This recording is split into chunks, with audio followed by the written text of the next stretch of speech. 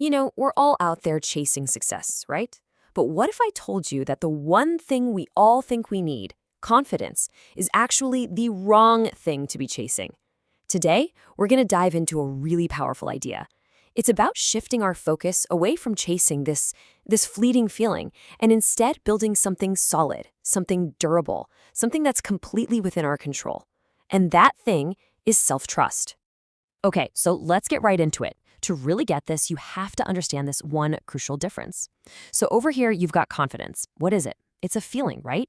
It's totally unreliable. It's based on whether you just won or lost. It's like the weather, totally unpredictable. But then over here, you have self-trust, and this is completely different. It's not a feeling, it's knowledge, and it's durable. It's solid because it's built on cold, hard evidence. All right, so let's dig into this a bit more. Why is chasing confidence the wrong goal? Well, it's because it's a trap, and it's a trap that so many of us fall into. You know that feeling? You're stuck in this cycle of hesitation, inconsistency, always waiting to feel ready.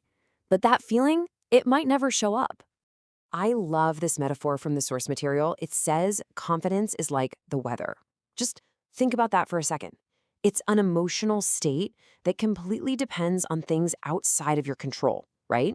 The results. So you have one bad week, one project that doesn't go your way, and poof, your confidence is gone.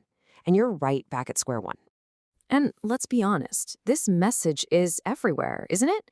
I mean, think about it. The confidence industry, all those books, all those speakers, there's a huge business built on selling you the idea that you need to feel ready before you can perform. But it's all based on a flawed idea, a false promise, really. This idea that the feeling has to come before the action. Okay, so if feeling ready isn't the thing that gets us to act, then what is? What's the secret? Well, psychology actually has a super clear answer for us. And you know what? It's probably the exact opposite of what you've been told. All right, this is the key, and it comes from the work of a psychologist named Albert Bandura. He studied something he called self-efficacy, which is really just a fancy way of saying your belief in your own ability. And he found it's built by one thing, and pretty much only one thing: mastery experiences. What does that mean? It means direct evidence. You actually doing the thing. It's not built by repeating positive affirmations in the mirror. It's not built by watching other people succeed on social media. It's not even built by having your friends tell you you're great. It's built by doing. And this just completely flips the script on its head, right? We've always been told that you need to feel confident before you can act. But the research is crystal clear. It's the other way around. You have to act first, and then you'll feel good. Confidence doesn't cause the action. The action causes the confidence. It's always, always downstream of what you do.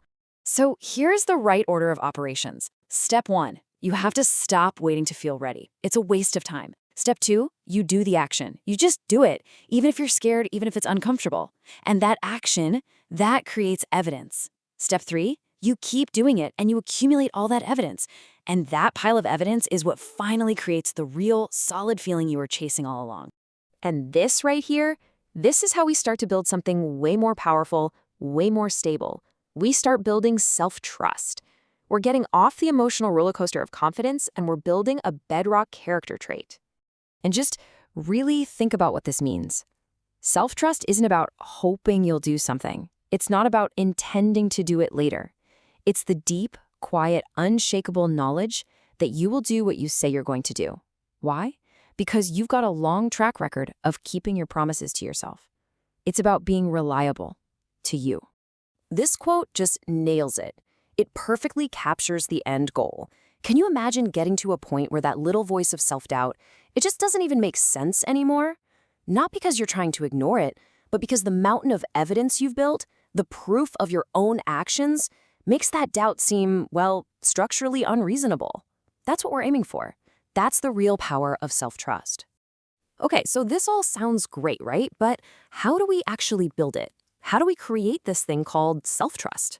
Well, there's a really clear, practical 3-part framework we can use. I like to think of it as an engineering project, but for your own character. Okay, it really boils down to 3 simple, deliberate actions. First, you make tiny, tiny commitments. And the key is that they have to be completely within your control. So not, I'm going to lose 10 pounds, but I will drink a glass of water when I wake up. See the difference?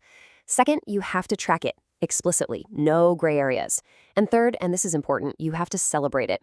Just a small, private acknowledgement that you did what you said you would do. So, that second step, the tracking, can be as simple as this, a little ledger. And notice there's no room for stories here. No excuses. No, well, I almost did it. It's just the data. Capped or broken. And listen, this isn't about beating yourself up. It's just about collecting the facts. You're just gathering the evidence of your own behavior, so you can see the real story it's telling. Here's a great way to think about it. Self-trust isn't some magical thing you either have or you don't. It's just like a bank account.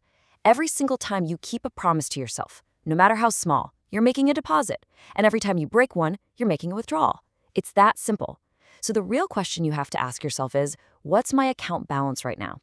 Okay, so this brings us to the most important part of this whole thing, the part where we move from theory to action.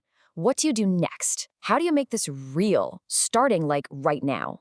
So I want to leave you with this one question, and I want you to really think about it. I'm not talking about some big goal for next year. I'm talking about today, right now. What is the absolute smallest commitment you can make to yourself that you are 100% sure you can keep? Maybe it's just putting your dish in the dishwasher. Maybe it's doing one push-up.